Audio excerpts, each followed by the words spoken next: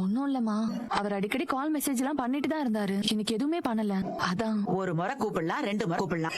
நீ மாச கணக்கு பேசாம இருந்த, அவருக்கும் வருத்தம் இருக்கும்ல, அதான் கூப்பிடல போல. ஆனா எனக்கு மட்டும் கால் வரட்டும், நான் கேட்பேன். இப்படி மாமனாரோட ரகசியத்தை இத்தனை வருஷமா மறைச்சு வச்சு எனக்கு துரோகம் பண்ணிட்டீங்களேன்னு கேட்பேன். இந்த நினைப்பு வரும்போது அடுத்த நொடி எங்க முகமும் உங்களுக்கு ஞாபகம் வந்திருக்கணும்ல, வரலையே.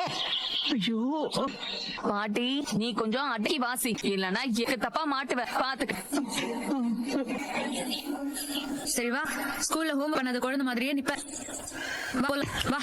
அம்மா, அந்த அண்ணாவும் பாவமா, அவங்க எல்லாரும் நம்ம கூடயே இருந்துட்டோம். நம்ம எல்லாரும் ஒன்னா சேர்ந்து இருக்கலாம். நீ என்னடி எங்க கிட்ட வந்து பாட்டியை போட்டு கொடுத்துட்டு இப்ப அந்த குடும்பத்துக்கு சப்போர்ட் பண்ணிட்டு இருக்க?